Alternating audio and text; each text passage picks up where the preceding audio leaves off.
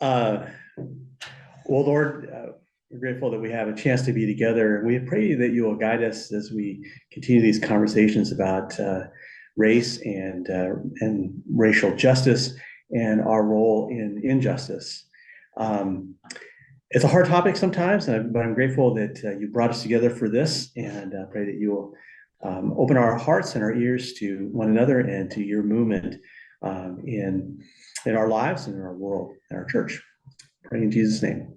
Amen. Amen. All right, we're running a little bit late, obviously. Brenda, welcome. One of the things that we talked about the other night is trying to make sure that we include people that are online. And so, Brenda, we might be asking you some, questions and things too. And, you're welcome to not do, to say or whatever. And what did you do? What happened? Oh, you just minimize it. Yeah, you just minimize it. It's there. There we go. Yeah. So, Brenda, all right. Thumbs up. Yeah. Okay. So anyway, so today we continue our conversation. We're going to talk about some kind of deflection ways, I guess, that we things that we do to avoid talking about race. And so the example that we're going to take a look at is the Take a Knee movement, and you might be familiar with this. Those of you, and Brenda, I'll show you a copy here. You can see that picture right there. In this house, we stand for the flag and kneel for the cross. Okay, I did a Google search the other day and found this. You can buy this on eBay if this is something you're interested in. It's a little placard you can hang on your in your home. Sayings like these, you can find them on placards, T-shirts, internet memes, bumper stickers. And did you know that they emerged just a few years ago, about 8 years ago, after former San Francisco 49ers quarterback Colin Kaepernick began a protest against police brutality and social injustice. And he did that by refusing to stand for the national anthem. And this began during the preseason of the 2016 NFL season. But this little placard here, in this house, we stand for the flag and kneel for the cross, is a response, actually, from that Take a Knee movement. So if you've seen stickers and things like this around, you don't know exactly where they came from. We're going to be talking about that today, because they didn't come out of the blue. It's not something that was around for a long time. It's something that just came up for us in recent years. So the first question is, what does this message convey, do you think, to people? Particularly, does it convey anything different to Black people or white people? What are your thoughts? It's definitely a blip on the potential racist radar. Why is it a blip on the potential racist? Because it is absolutely directed at the Take a Knee. 100%. For sure. And I'm not sure that was immediately clear when he did it, why or what he was protesting to start with. Yeah, and there's we'll get to that here in a second here as well. We'll talk a little bit more about some of the history behind it. But if you know the history, of it or the meaning of it, then it does carry a different sense. If you are feeling particularly patriotic and strong faith, you might say, "Hey, standing for the flag and kneeling for the cross, they seem reasonable things." But understanding a broader context of it, does that change your perspective at all? I remember when I was 10 years old, the bicentennial year. And we studied all kinds of, bicentennial, history of the United States and so on. And I remember seeing, like the old symbols of the American Revolution, like Betsy Ross's flag and things, the Gadsden flag, "Don't tread on me," and so on. And I thought, man, those are kind of cool things. Now the "Don't tread on me," if you see that, carries a little different meaning today than it did. Back in 1976 and maybe, earlier than that. What kind of meaning does that seem to carry today? Where do you see a lot of that, the Gadsden flag? Nowhere good. On pickup trucks with another sticker showing someone peeing on Biden's name. Okay, so it seems to convey maybe more of a political, like or in this case, a right-wing political. Yeah,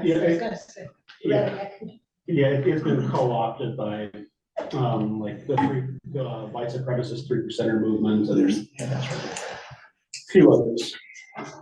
Nothing good. Yeah. Yeah. So meanings on things can change over time, and it's kind of helpful for us to be kind of thinking about this. How is this then related to Kaepernick's protest, would you say?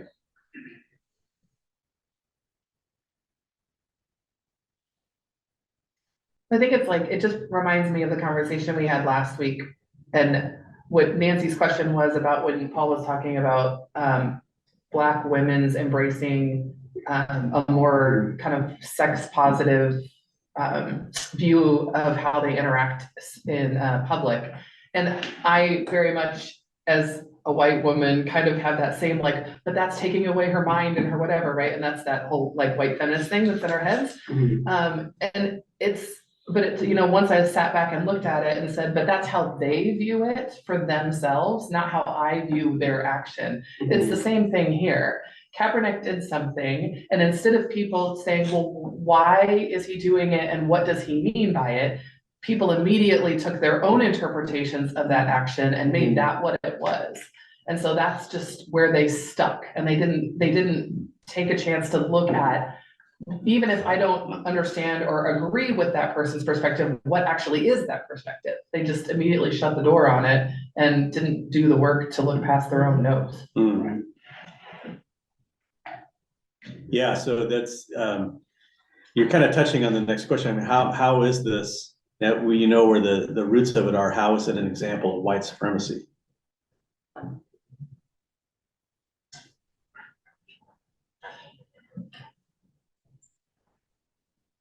And I don't know that there's only one particular answer, but let's Janet, thinking about it. I mean, what would you think? Are you saying that when people are more concerned about the protest than what's being protested, that's white supremacy in action? Well, what was the big criticism? Like, I mean, do you remember when this was happening? Like, the big common theme that I heard from people when they were complaining about Kaepernick doing what he did is keep politics out of football, which is a very privileged thing to say, especially if you're a young Black man, you're visible. This is where you have a voice and a platform. And then basically telling him you don't have a right to use that platform because you're saying something that's making us uncomfortable. And that's the typical, like that's trying to silence someone that's tipping the apple cart. Yeah. And trying to draw attention to the complexities of what's going on. And what we can do, by the way, so Brenda, if you have something you want to chime in, what you can do is if you can chat, so put something in the chat, and then people are looking at the screen here, it should pop up. Or you can click on the chat thing and it should display it. Yeah, one more if I can hide the taskbar. Oh, good morning. Good morning. Okay, perfect. All right, so there it is. There it is. Yeah. Okay. We should be able to see it. Yeah. All right. Well, let's take a look, a little deeper dive into what this is, and I think maybe by the end we can see a little more of how it is kind of a white supremacist move. The response like this. So, just by the way, these are the things are in italics, are quotes that I've taken from an article, and the link to the articles on the back. If you Googled Colin Kaepernick take a knee, and you kind of scroll through, you'll find the Washington Post article, and it's there's no firewall there, so you can read it. So somebody read, why did Kaepernick take a knee? These are his own words. Can you read that for us? I can do it. I am not going to stand up to show pride in the flag for a country that oppresses Black people and people of color. To me, this is bigger than football, and it would be selfish on my part to look the other way. There are bodies in the street and people getting paid leave and getting away with murder. You want me to also read the response? Yeah, go ahead. Response to criticism about taking a knee during the national anthem. Once again, I'm not anti-American. I love America. I love people. And that's why I'm doing this. I want to help make America better. And if you go back and look at the history of this, he actually began by sitting during the national anthem. Mm-hmm. And, people didn't notice for the first like couple weeks, hardly. And then, there became kind of a buzz about this. And there was another, I think it was a player, but who was a veteran that he talked to, because the criticism was that it's being disrespectful, to the flag and to, and so on, and to veterans, because those things get conflated, in football. And there's a whole history behind even why we sing the national anthem before sporting events. Yeah. I mean, that becomes kind of a sacred moment, whenever that happens. But he had a conversation, and through that conversation with a veteran, decided that taking a knee was a more respectful way of still, showing his protest than sitting. And yet, there was this great storm of, that surrounded the movement, and it basically it's a form of gaslighting, which we're going to talk about. Have you heard the term? How many of you heard the term gaslighting before? Right. Okay. And so just reading from here, gaslighting, it's an insidious form of manipulation. This is from Psychology Today. I don't know if that's a trusted resource or not, but that's where I got it. I'll allow it from now. Okay. It's an insidious form of manipulation and psychological control. Victims of gaslighting are deliberately and systematically fed false information that leads them to question what they know to be true, often about themselves. They may end up doubting their memory, their perception, even their sanity. Over time, a gaslighter's manipulations may grow more complex and potent, making it increasingly difficult for the victim to see the truth. Okay, so it changes the victim's perception of reality. Okay, and just a fun fact here, the term gaslighting comes from Gaslight, which is a stage play in 1938, later adapted into a film with Ingrid Bergman called Angel Street, and a woman whose husband covers up her criminal behavior by trying to convince her that she's going insane. And what in the setting of this in the 30s, and the home had gas lighting, and had like a central gas line that was lighting these lamps. And when one lamp is turned on, it's kind of like the water pressure in your house might change if somebody else flushes the toilet upstairs or something. When somebody turns up or down a lamp, it affects a little bit the lighting elsewhere. And so this husband's going around looking for things, and he's turning up lights in different places, and she's noticing the lights dimming. And then part of that gaslighting is that he's convincing that the lights didn't change. You're imagining things. It's a way of kind of making her kind of go insane. So just pause for a second. We see the response to Kaepernick, right? Taking a knee because he's protesting police brutality and injustice. And what he talks about, getting paid leave and getting away with murder. I mean, and how often have we seen this, incidents of police brutality or excessive force, however you want to refer to it, police officers getting leave and then maybe going back to work and no consequences. Very few actual consequences, it seems, relative to this epidemic that Kaepernick is trying to highlight. So immediately, though, becomes not about his message or where he wants to turn our attention. The attention gets turned on back against him, that he's being disrespectful to the flag and to veterans. And we see in this meme here, and somehow the cross gets in the midst of that as well. Right, as it does. Yes. So who are the victims of this gaslighting? These acts that turn us away from the actual injustice and turn us toward these other issues about the flag and the cross and so on. Who are the victims? Well, you could say all of us, perhaps, yeah. Yeah. Right. Say more about that. Well, to me, gaslighting today is like trying to brainwash all of us into changing our minds to agree with white supremacists. Yeah, or other forms of, yeah, but yeah, basically, right. Yeah, we are the victims of this because, you know, the issues get clouded. Right. And the conversation shifts away from the meaning of the protest to the nature of the protest. And I don't know if it's necessarily to just get you to like adopt a white supremacist, an overtly white supremacist ideology, as much as it is just to get you to just dismiss Kaepernick and just say, oh, he's just being disrespectful. And there's nothing really substantial there to just sort of write him off and set it aside. Or he just wants attention. Or yeah, he just wants attention. He's doing it because he's disrespectful and wants attention. He's young and he's famous and he's Yeah. great. So, right.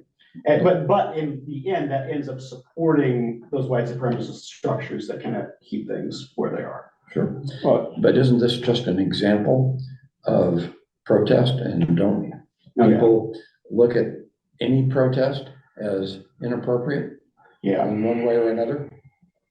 There's always something to this. Yeah, yeah. Well, I think it's an attempt to alter the truth, Mm. to make what is most comfortable for one person to seem to be true, rather than to admit that the truth, that you don't live online with the truth. You know, I think that's a common thing with all humans, though. I think we all do that. And I think it appeals, you know, in some level appeals to some things that we might feel more strongly about, our, you know, sense of place in the nation, our faith, you know, in this case. And it also, you know, the idea of racial injustice and things kind of make us, I think in a general sense, make us kind of uncomfortable, because then it seems that there's something about our country, our society that's not the way that we think it is, or, you know, want it to be, or that things are not the same for everybody. So it calls attention to, yeah, some darker parts of our society or our history. It's an interesting factoid that gaslighting was the word of the year in 2022, according to Merriam-Webster. By the way, 2022, do the math there, 6 years after his protest. Okay, so you know, this is one example. There are other you know, things that we might point to, you know, that are other examples of gaslighting. And you know, we just passed January 6th, and the whole thing about the election and everything. I mean, so things that used to be pretty clear, like, yeah, I think we can accept that as sort of truth and established fact. You know, though that has become more and more muddied. So here's some responses to the Take a Knee movement by those who are opposed to it. So Paul touched on some already. Somebody want to read these bullet points here? Players should keep their opinions to themselves. I'm here to watch a football game, not be subject to a protest. He's disrespecting the flag and all who have fought for it. There is no place for workplace protests. Where do you protest it? Yeah, but what does he do in the off season? He's just trying to get attention. Also, Vice President Pence attended, walked out of an October 17 NFL game after being instructed by President Trump to walk out if a player protested during the anthem. Which is interesting too. By this year, Kaepernick has been out of the league since the end of 2016. Yeah. And he had a settlement with the NFL. His grievance was that he was being blackballed because of his stance on injustice. And so anyway. Did he ever have any other support? Any other people take knees with him? Yeah, a lot of other people, but the other one, is it Eric Reed? Does that sound familiar? I think he was a defensive back for the Ravens. He also, I think, had a settlement. I think he was another outspoken, player. I have a question because I haven't viewed your information further. If you can answer it quickly, if not, don't worry about it, or Yeah. anybody else can answer it. Does anybody know if he went into this with any more than his own agenda? Has he ever spoken about the fact he hoped people would ask him why he did these things so that he could tell people how he felt? Does anybody know that? I mean, Good question. I would assume he would expect to get asked. oh, well, I would too, but I just wondered if that, anybody was like bothered and, Yeah. A lot of things get discussed in a locker room. If you don't well, ask, then maybe Yeah. that's all the why do further, it?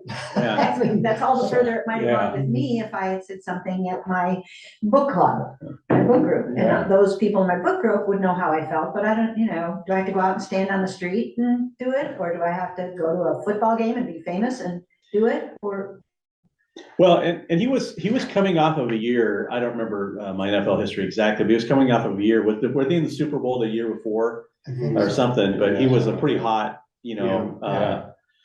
and the reason, well, yeah, he was a pretty hot commodity. Then the 49ers did terrible in 2016.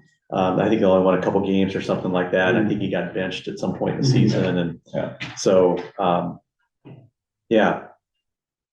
And, I mean, players like anybody else, I mean, there's something that I don't know the exact, what there was in particular for him that led him to kind of be, more of a, life of activism or so on. But, Yeah, he didn't Yeah. play very much longer after that. Like I said, he was really hot, but it does make you wonder that kind of notoriety puts a lot of pressure on the guy. yeah, I know you're on the field, you're making a play, but when you're on the sidelines, sometimes it's hard to stay focused on the game, which I'm not being critical, I'm just saying just a fact. Yeah. So, he, by the way, on the off season, I mean, he gives, I can't remember what percentage of his salary that he's given away to the, to support these, causes to raise awareness of these issues. And then later signed a contract, with Nike, as well. Something that came out later on too was Nike was going to put together a shoe that had the kind of a stylized version of the Betsy Ross flag, and Kaepernick, said that's been pointed out that it's been used by a lot of like white supremacists, racists. And so they nixed that, which created more, outcry and things, as well. Again, a lot of this is hard because it's like, what, really? Things that we may not have known. And, the taking a knee and all that kind of stuff, I would be curious if you were to talk to people, how many people at this point remember the history behind it, or if they do, it's sort of a, it's changed. But I think when not knowing the history, like, so if you like to look at the second one where it's, I'm here to watch football, this is not a place for protest. Yeah. That harkens back to like Jim Crow, where Black people in the entertainment industry were meant to be this like minstrel thing for white people to watch and be entertained by. Right. And so you're like, wow, that's There's like 100 years ago, and you're still expecting the same thing. And so that undercurrent of that idea of you're here for my entertainment's sake, Right. and so that's really your place. Like that has not changed at all. I also have always been really frustrated when people bring up, and it's not just this, it's entertainment industry, the music industry, places where people of color and or people who are not people of color but are more liberal, they're like, you don't have a room to speak. I'm like, but you have no problem with conservative business people who have billions of dollars and give to CPACs all the time. You have no problem with them speaking both financially and verbally. So just because they earned it through their, Well, I think it might be different too when players talk about God during an interview or something like that. I mean, that seems to be, that seems to be more accepted than. It didn't start out that way, but it has become more accepted. Sarah, would you want to read the tweet here from President Trump? Do we have to? This is kind of touches on, this is what you're talking about, I think. If a player wants the privilege of making millions of dollars in the NFL or other leagues, he should not be allowed to disrespect our great American flag or country and should stand for the national anthem. If not, you're fired. Find something else to do. What's interesting is that it took a year for him to say that. Look at the date of when he said it and the date of when Colin. Yeah, there started to be a little more attention to the take a knee movement in the beginning of that season. And I think maybe in part because Kaepernick hadn't been signed to a team, might have been some element of that. I think this is an example of somebody kind of throwing, fuel on the fire, right? And kind of, stoking it up. I remember that moment too, it's kind of, because it was a made for TV, made for, news movement or moment, because you knew that somebody was going to take a knee during that. And, Mike Pence just walked out of the, luxury box that he was in and left. So. Which that's his right. Like, I don't have I may not agree with the perspective that's not mine. They have freedom of speech and freedom of action, and they can do, as long as they're not harming somebody else, they can do whatever they want. And then that speaks volumes to the world about what they believe, right? Mm-hmm. And the NFL, over time has changed their attitude. At first it was kind of against, the take a knee movement, and now it's sort of, they've rescinded a bunch of different acts that they had, thought about, like finding players or whatever, and things. I don't know all the history about it, but it's, yeah. The scary thing about Pence doing it in my mind is that he is like stamping approval on, you can dismiss these people. So he's got this whole half crazed half of the nation that goes, black people are ignorant and they don't know their place, and if Pence walks out, that's proof that president and the vice president are saying our racism is good and these guys are bad. I mean, not in those words, but that's what's happening. Yeah, and I mean, think of other responses that you could make. You can disagree with the form of protest, but and I don't know, if Kaepernick, if the NFL, for instance, had said, we're gonna make this commitment to explore these things or raise awareness or something like that, there might have been something that they could have worked out, perhaps. I don't know, but that the conversation, at least from a layperson's perspective, the conversation was not about those things, about addressing the actual issues that he was protesting. Anyone remember? I mean, I was too young to remember it exactly, but was it '68 Olympics? Yeah, 68 Olympics, I think it was. And can't remember the guy, but I can see the three guys standing up there with their black gloves, or just yeah, glove. Yeah, they had. gloves? Well, they each had a glove, right? So they shared. Yeah. On the medal stand. Yeah. Yeah. It's interesting to go back and look at that. And there was in Australia, I think it was a track event. I can't remember which one. There was an Australian, I think it was, that he took to take the bronze. And there's a story about him too, because he did something like, I don't know if he covered up like his national flag, or he did something in his own way, also out of protest. But he didn't raise a fist. The athletes, the American athletes that did were black. And, yeah, that's kind of an interesting story, kind of getting off track. Well, football's been, had a racist perspective forever. Yeah. Because, I mean, it was, I don't, anybody can come right out and say it, but black people just weren't smart enough to be quarterback.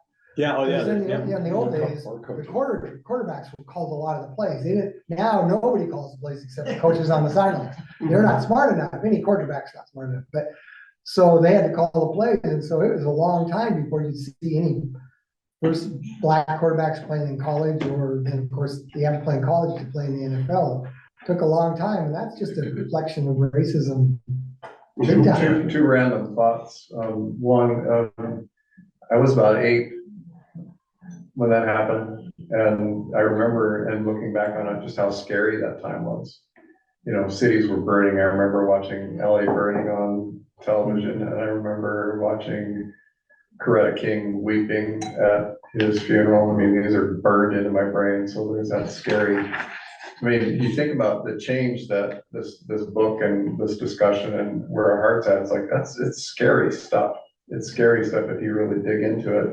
And the other one, just a random thought, was I remember when I was living in Boston in the 80s, and I was riding the Red Line, and I saw a black man, elegantly dressed, speaking multiple languages.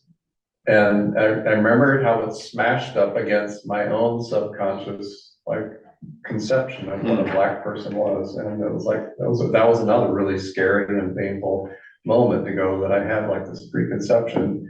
And here's this man who's smarter than I will ever be, and bilingual, trilingual, whatever he is. And then okay, how do I make peace with who I am, and how do I change and become hopefully a better human being?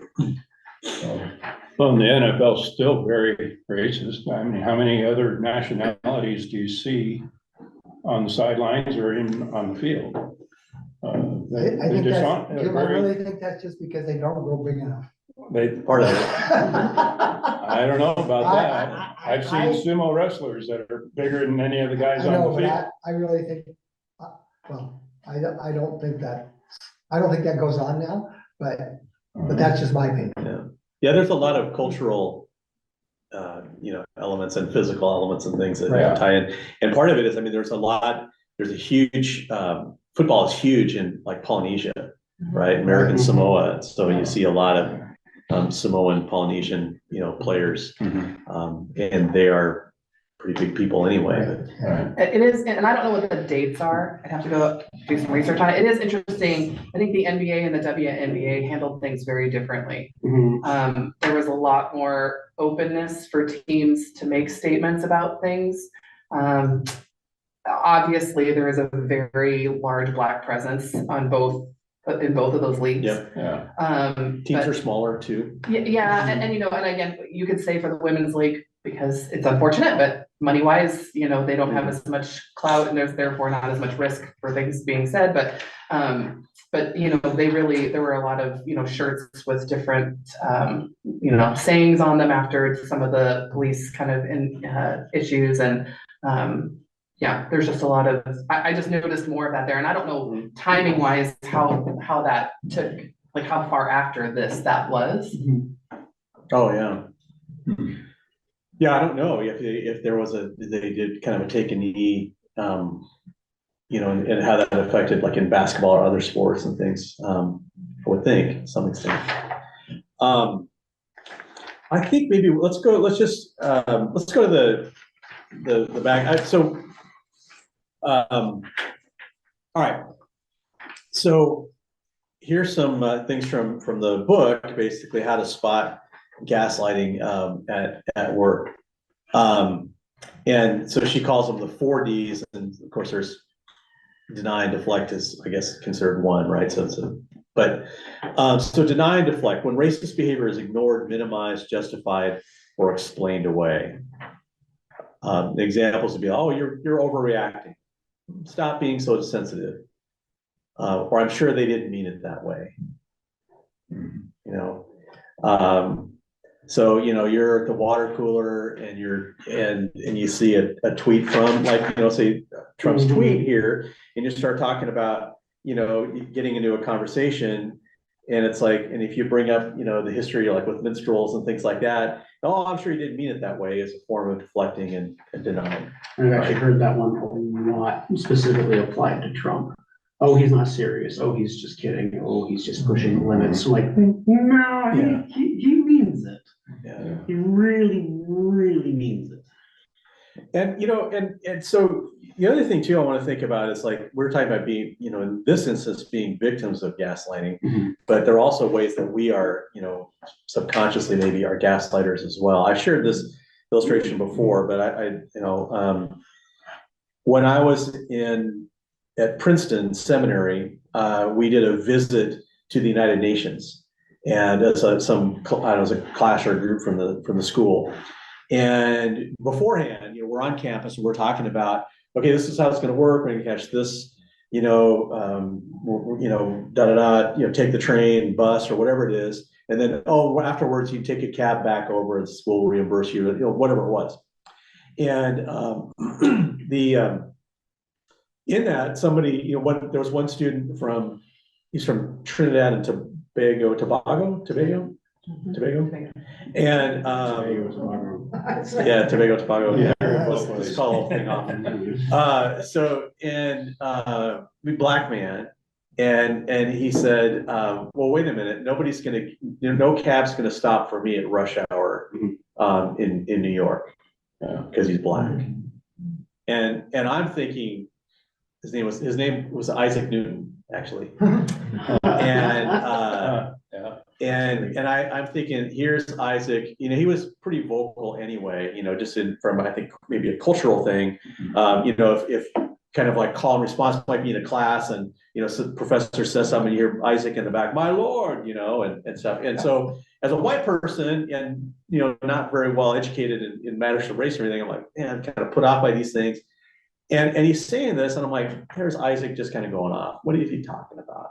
And it took me years to realize, it's like, wait a minute, that's gaslighting, right? I'm changing the reality, even if it's just, I didn't say anything, it's just in my head, and not paying attention to what he's actually saying, and understanding his kind of condition. And the sad thing is, like, well, if you're a black person, you want to get catch a cab, you're a white person, So, can you think of other ways that we deny and deflect? But I would want us to think about, again, not just somebody else, but how we participate in these things as well. How about distract? When false equivalencies are given to turn the focus away from problems of racial injustice. So some examples. You want to read those? Anybody? What about black on black crime? What if people would only obey an officer's instruction? There wouldn't be a problem. These players are getting paid, like, not protest. Yeah. So a lot of the the Black Lives Matter protests. Now, this is not to say that acts of vandalism and things are permissible, but a lot of attention was turned toward the destruction caused, vandalism caused in these protests, away from the movement, particularly in more right-wing media circles. And the reason I know this is because I talked to a friend of mine who lives in the Portland area, and we saw those protests, and I don't know exactly. It seems to me though that I don't know if anybody's happy with the way the city and the government handled those repeated protests in Portland. But here's somebody who's he's white. He's is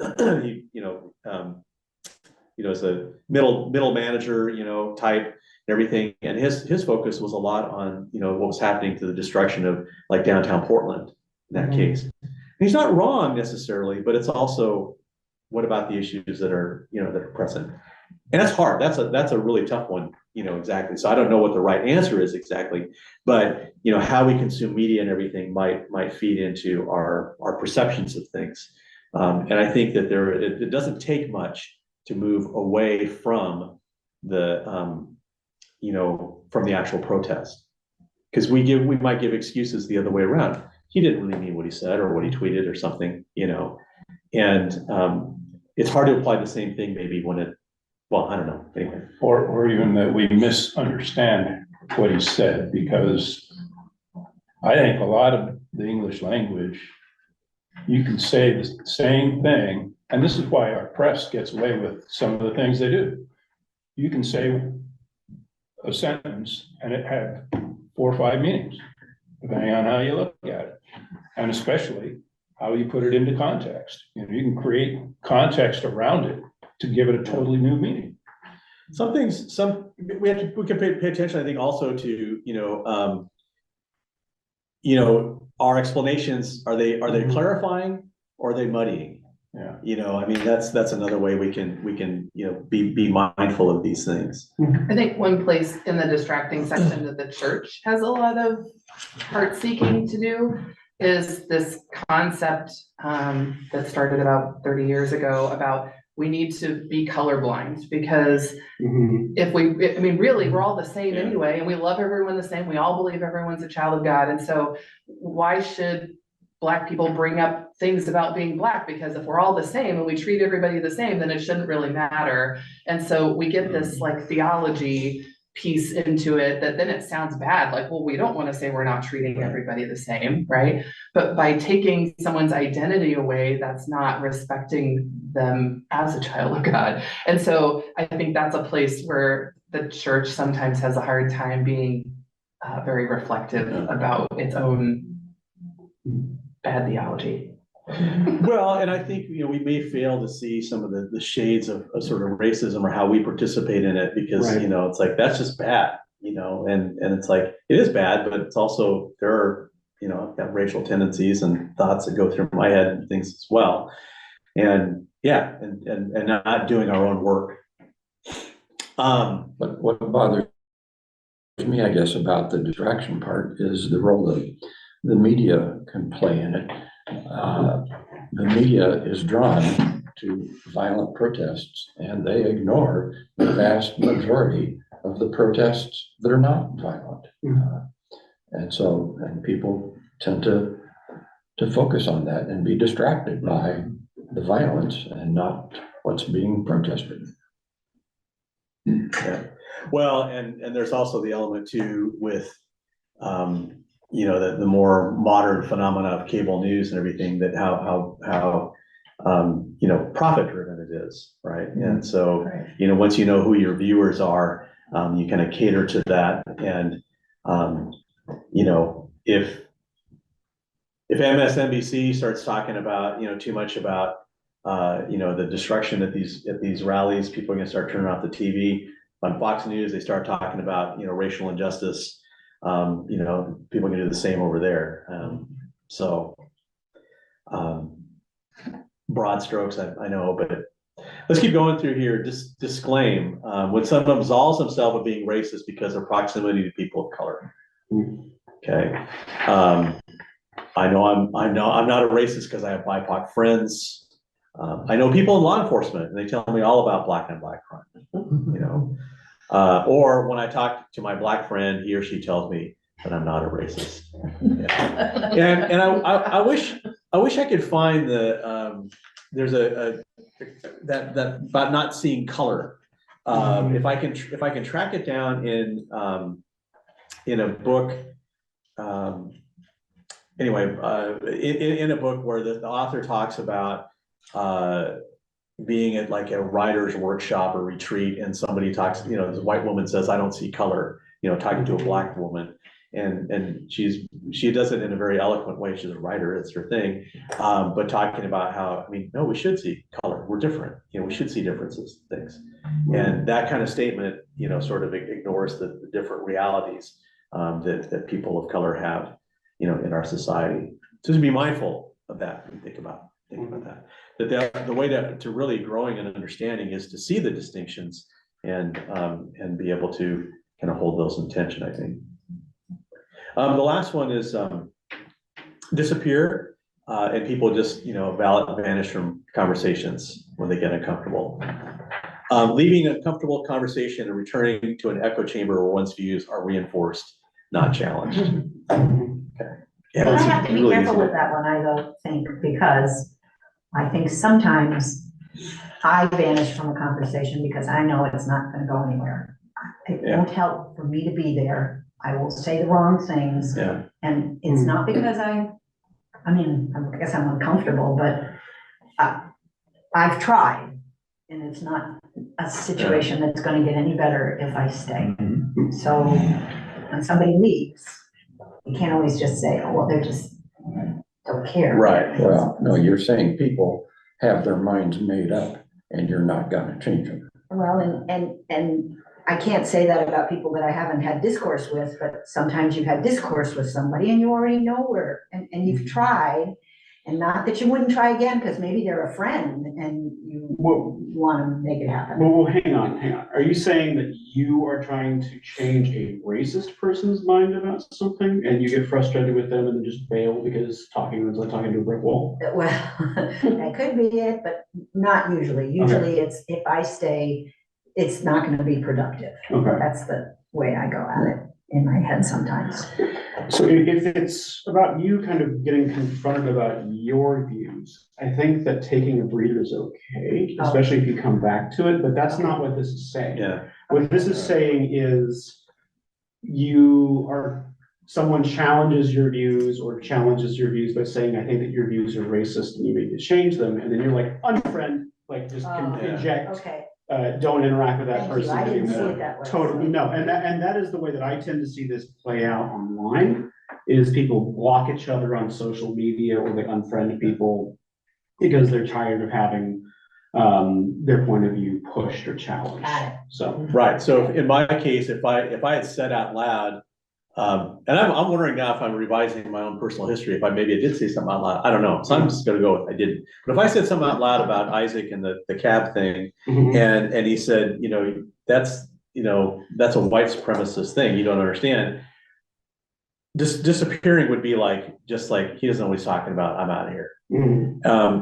And so one strategy is to stay and engage in that and say, whoa, what am I not seeing here? Right. Help me understand, whatever, right? So and that's the hard work, right, for all of us. Right. I think we can go till about 10 till, as we started a little bit late, but I wanna, oh, did you? No, is it, okay. Yeah, I want to scooch on to racism and the use of language, and just to get us think about how language is used to perpetuate racism, white supremacy. Maybe some things to think about. Non-English speakers, how are they treated in our country? In Whatcom County, we had a number of Hispanics, and they would talk about how when the women were in a store, just walking down the grocery store, white women would change if they're walking and they're holding their purse in the same way, they would change it to the other hand, so it wouldn't be stolen. Yeah. That's so crazy. Well, it's not just foreign language, it's accents. Yeah, I have a brother-in-law, accents just drive him crazy. Everyone should speak English and just, that's all. Yeah. I used to think growing up that when I was younger, people with southern accents weren't as smart because they talked. Their English wasn't always that good. Yeah. Maybe it was a combination of the southern accent and English, but then I, as I got older, I hear people with southern accents sound just fine. I realized the ones that don't sound smart probably aren't smart. It's the language, the words they're using, and not their accent. But that's something I thought for a long time, in my early teens anyway. The author talks a lot about Black vernacular also. Yeah, what's the term for that? Do you remember No. I'm trying to remember the term. But that it actually has its own, linguistic, Yeah. Right. right? I mean, form of, communication that we, white people look down upon. Right. Another seminary example, I took a class called Word and Act in Christian worship, and we learned how to, how to get up and present ourselves, to say things, for like about baptism and communion, and we actually practice, these things and the movements and all that kind of stuff. And I had one woman in our class, Black woman, and she said something like, I think she said like acts instead of acts, or ask instead of ask as acts or something. And she was speaking in kind of that, sort of, I lack of a better term, like a kind of like more, call it like a Black vernacular. And the professor, old white guy, was like, no, you got to do it this way. And I remember just going back and forth, about that. And it's like, that is an example of, of kind of a white, a white supremacist, a racist use of language, and how we try to get people to conform to a particular form. So, and people have to, part of it is code switching, right? Sherry, you want to explain code switching? Well, whenever I come up with things in my life that I've experienced that give me like a small window into what they're saying, I always want to like put the disclaimer that I am in no way, shape, or form trying to own what their experience is. But like my little piece of it is like at work, I have this knowledge in my head about what's happening, and I have to put it in some sort of terminology that makes sense for the person in front of me. So I'm taking what I could have a conversation in about a third of the time to another therapist, and I have to take a little bit more time to explain it to a way that makes sense to someone. And I'm happy to do it, but honestly, by the time I get home, my brain is kind of done, because it's like it's doing a little bit of language kind of correction every day. I am in no way, shape, or form trying to say I understand a person that English is their second language, but just that little window of like, wow, I'm tired after 10 hours of that. I can't imagine living in a world that, except at your home, maybe, and with your family or your community, you never get to leave that. They're constantly taking their way their brain is working and have to reinterpret it all the time when they're explaining things to other people. And it was really, to me, gave a lot more compassion to understand the amount of work that's happening when people have to live in a society where white English is not their language. Yeah. Yeah, I was just gonna say that just like the basics of code switching is when we have the way that a Black person is talk to you is very different from the way that a Black person is talking to Black people. And that's code switching. So you have to kind of talk white when you're around white folks, and you can talk Black when you're around Black folks. Again, same thing with folks who speak Spanish at home. Again, that's code switching as well. You use Spanish vocab at home when you're around your parents who may not have to speak English as their first language. Switch to more English when you're around, and the way that you act around white people is very different than the way you're going to act around people who look like you. That's what code switching is. And every person who is a person of color does it. And they do it around you. And I don't think people understand, it's not just learning the actual mechanics of the language, it's the way that you say it and the way that you present it. And how you act when you're around someone. I mean, it's not just adopting a vocab, it's an entire set of rules that you switch in between. That we don't have to, we white people basically don't have to do or think about. Yeah. Just like I was in New Zealand for 6 months and talking to guys on the phone, and I had one guy with a thick accent. Not a word. After 3 times of him repeating it, I said, just send me a fax. Well, it even exists with inner whiteness. Yeah, too. well, they got a really thick accent. Some of them do. I mean, different. Have you ever talked with anybody from Scotland before? Yeah, yeah, right. So Leslie McCullough has to code switch with us probably, right? Because, All right. we got just a couple minutes here. I want to throw in a couple things. You can do your own research on this about why do white people want to use the N-word anyway? No. What is that all about? Okay, and again, another form of code switching is like it's a matter of freedom of speech or something like that, or No. it's like, really? So think about that. consider that. That's another way too, right? The code switching is taking, something else, and, kind of distracting our attention. And so freedom of speech is another thing too, that you'll see a lot, that directs us away from other, other forms. And it just seems to be like, yeah, you're not talking about freedom of speech maybe in the same way that like the ACLU is talking about freedom of speech in the First Amendment. And then just kind of, this is just some interesting things to think about, like some of the terms that we use, and just to be aware of some of these things. A lot of people, like grandfather clause, that was basically to keep Black people from being able to vote and so on after the Civil War, because there were laws that basically, if your grandfather, ancestors voted in however many elections or whatever, then you were exempt from poll taxes and tests and things like that. And of course, who are the people who were not able to vote? Whose grandparents were not able to vote? Black people, right? And so, a way of preventing access to the vote. Peanut gallery, right? Synonym for N-word gallery, upper balcony, where Blacks had to sit in segregated theaters. I didn't realize some of these. I didn't realize it. Differently now, because Right. grandfather clause for kids to get into a school if their siblings are already there. Yeah. Peanut gallery.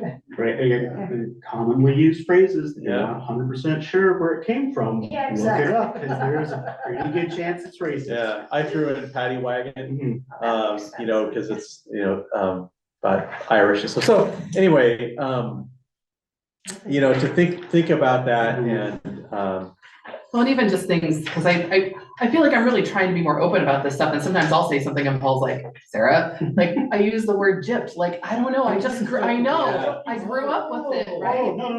And then you're like, oh, no, that's not good. Or gypsies. as a child of the 90s, like, we use the word retarded in a way we should not have used. Yeah. And like the other night, and it's like been erased my vocabulary, and I was 10:30 at night, and I stopped myself halfway into saying it. I'm like, oh gosh, stop. It's really hard. I was so proud of you, because like the R came out and you're like, I could hear you swallow the rest of the word. Word. Good job. Good job. That might be slow. Oh, it might be a little bit. No, yeah, it's pretty close. Was it, Let's, There's, was it ebonics? It's a medicine. no, it's not ebonics. There's It was, another word there's for a, it. yeah. Okay, there's But other They use a ones in different there, word yeah. that she uses. But Yeah. ebonics was very heavy, like, again, like institutional racism that I observed, like when we were younger, we used to make fun of ebonics without really understanding, like, the whole goal was to actually try to encourage Black kids to get more into reading and writing. Yeah. So, yeah. if you don't have a copy, you might get one. There's Yeah. a lot more in here than we can cover in one Yeah. class. For Totally. And there are a couple of copies of the book Good White Racist, in that anyway, I don't want to get into it. We have a couple of copies in the office if you want. So, We need to get you to church. yeah, let's wrap up. Peace, Brenda. Good to have you with us today. Everybody else, and to people who are watching this later on YouTube, thank you for joining the conversation. And we'll see you next week. All right. So you can just touch the screen anywhere too, right? Just touch the screen and again. We can get you the mouse. Hook up to it too. If you want. I don't know. Do it again. Focus again. So. And